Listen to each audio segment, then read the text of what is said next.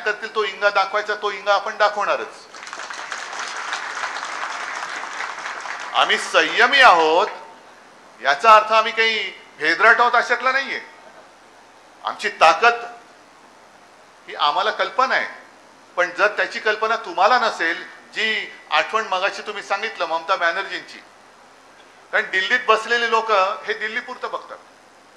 आता सुद्धा तो जो काही त्यांनी निर्णय घेतला, उफराटा निर्णय, की आपली ट्रेन ही गोरखपूरला वळवायची. ना गोरखपूरला दुसऱ्या कुठल्या ट्रेन न्यायचं त्याच्याबद्दल आमची ना नाहीये, पण आमची हक्काची कोकण रेल्वे ती जर का वळवून तिकडे नेणार असाल तर आम्ही मग पेटून उठणार, नाही तर काय करायचं. या तर गोष्टी कराव्या लागतील.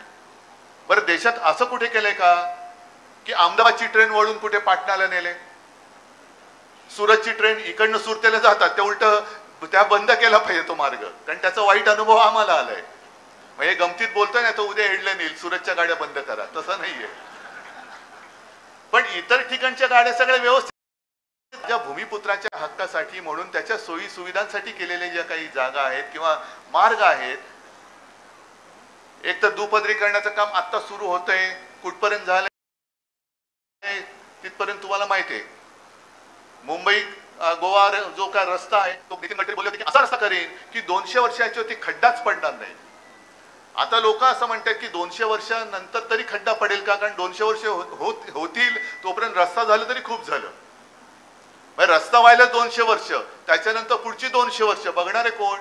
बोलायला काय जाते, मी तुम्हाला असं काही करून देईल की पुढची 1000 वर्ष काही होणार नाही. अरे 1000 वर्ष लेखा तू तरी जगतोस का? पण वाटेल ते सांगायचं. मग तसंच हा दुपदरीकरणाचा कार्यक्रम आहे.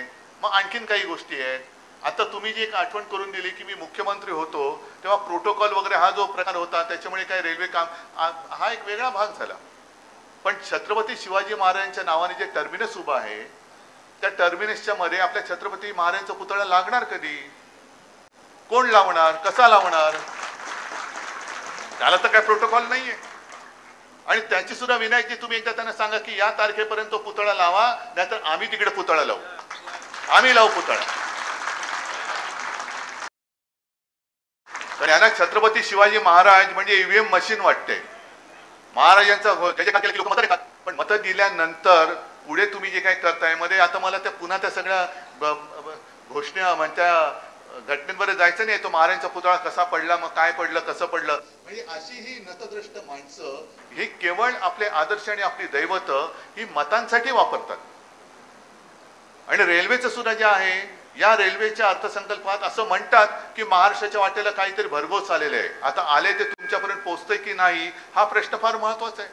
जनतेपर्यंत पोहोचतोय की नाही, रेल्वे स्टेशन सुधारणार आहेत की नाही, शौचालयाची व्यवस्था नीट होणार आहे की नाही, रेल्वेची साफसफाई होणार आहे की नाही. बरं, आणखी जी एक मागणी आहे की 5 अंतर्गत अघोरी शिक्षा होईल. ठीक आहे ना, करा, शिक्षा जरूर करा, कारण चूक ती चूक. मी चुकीचं समर्थन करणार नाही, पण त्याच्या आधी चूक होण्यापूर्वी तो कोणत्या एका